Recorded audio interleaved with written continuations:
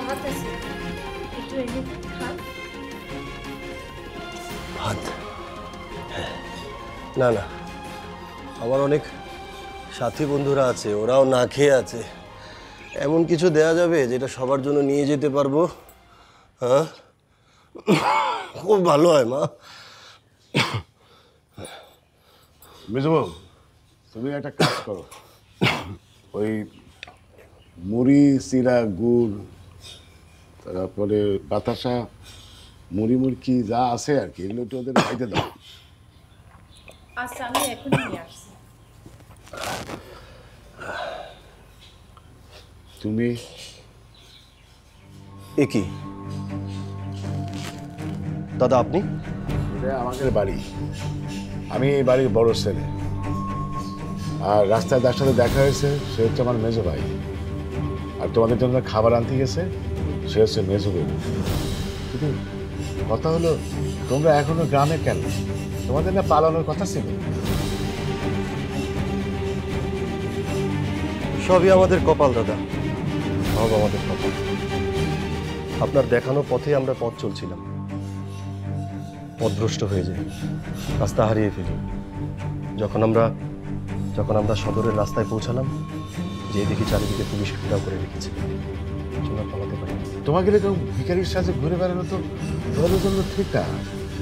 যে কোনো সময় যে কোনো বিপদ হতে পারে। ক্ষুধার জ্বালায় ভিক্ষা করতে নেমেছি।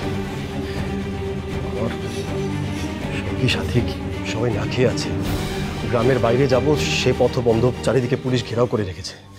কি করবো দাদা, তাই এই পথ বেছে নিয়েছি। তুমি এত বড় বংশের ছেলে,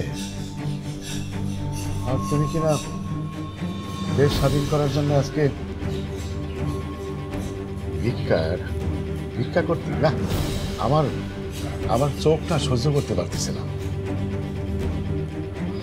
এভাবে বলবেন না দাদা।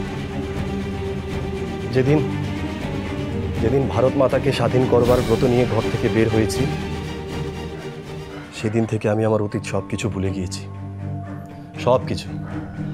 এখন এই ভারত মাতা আমাকে যেভাবে রাখবে, যা খাওয়াবে আমি তাই খাবো, সেভাবেই থাকবো, কিচ্ছু না দাদা। ধন্য ধন্য তুমি। বন্দে মাতারাম। আর ভারত মাতাও ধন্য, তোমাদের মতো সন্তান পেয়ে।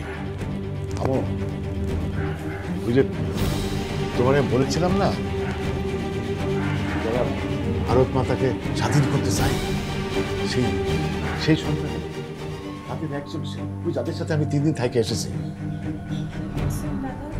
হ্যাঁ, তুমি জানো না সে কত বড় বংশের ছিল। তার কিছু অভাব নেই, শুধু ভারতকে স্বাধীন করার জন্য সব ছেড়ে আজকে দাঁড়ে দাঁড়ে ভিক্ষা করতেছে। ওসব বাদ দিন না দাদা, ওসব বলবেন না। একজন মা তার সন্তানের জন্য কি না করতে পারে। আমি সন্তান হিসেবে আমার দেশ মাতৃকার জন্য এতটুকু করতে পারবো না। শোনো, এটা নিয়ে যাও, তোমাদের সঙ্গী সাথীদের হয়ে যাবে রে। আর কখনো কিছু প্রয়োজন পড়লেই কোনো একটা সুযোগ করে আমাকে একটা খবর দেবো, ঠিক আছে?